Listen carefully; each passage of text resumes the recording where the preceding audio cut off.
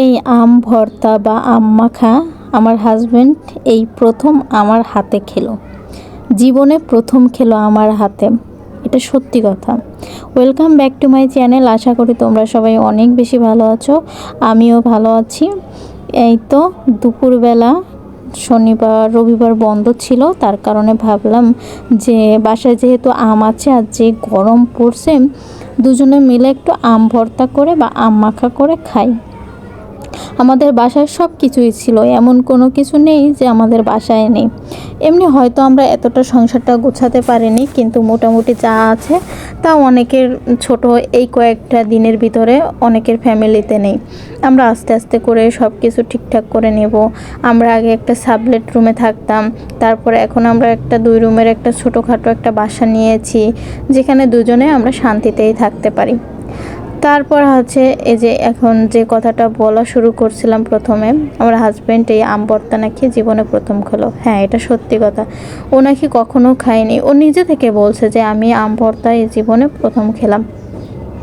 ও যেহেতু ছোটোবেলা থেকে হোস্টেলে পড়াশুনো করছে, তারপর ঢাকায় এসে মেসে থাকছে, তাই ও এটা না খেতে পারে, এটা কোনো ব্যাপার না। ও মনে হয় ক্লাস 7 থেকেই হোস্টেলে থাকা শুরু হয়েছে। সেখান থেকে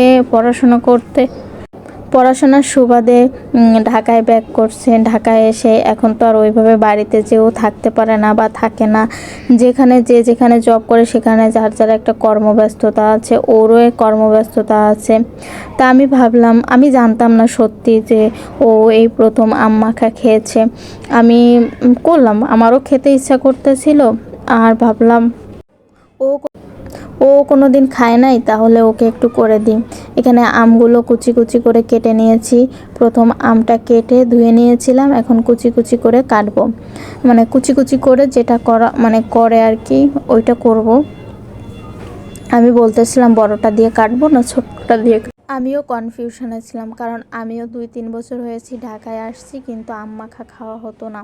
কারণ ওই যে একা একা আম খেতে ভালো লাগতো না, তার জন্য। আর আজকে যেহেতু দুজন হলাম, ভাবলাম দুজনে মিলে বসে বসে আম ভর্তাটা খাই।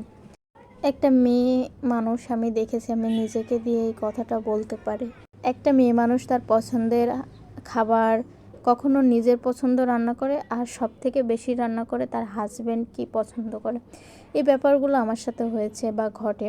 আমি দেখি যে ও যে জিনিসটা খেতে পছন্দ করে আমি ওটা রান্না করি বা ওটা করে দেওয়ার চেষ্টা করি। মাঝে মাঝে যখন ক্লান্ত হয়ে যায়, তখন আর ইচ্ছা করে না, তখন মনে হয় যেটা ইচ্ছা খেয়ে খাক, সমস্যা নাই, যেটা ইচ্ছা রান্না করি এরকম আর কি হয়। আবার আমাদের দুজনের ভিতর কিন্তু মাঝে মাঝে অনেক ঝামেলা হয়।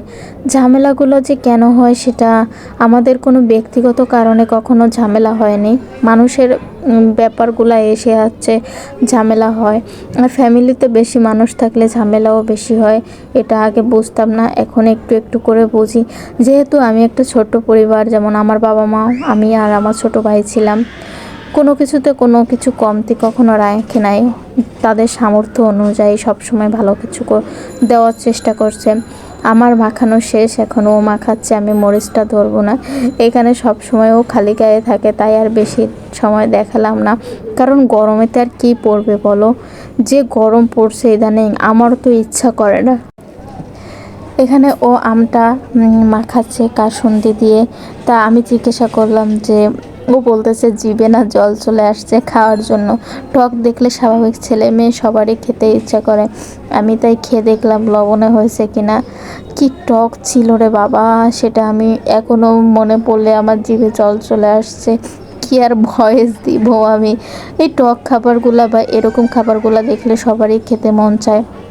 আরও একদিন করে দেব। ও টক কীরকম করতেছে, আরও একদিন করে দেবো, সমস্যা নাই। কারণ হচ্ছে ও যে কয়টা দিন আছে আমি ওর পছন্দ মতন খাবার খাওয়ানোর চেষ্টা করব।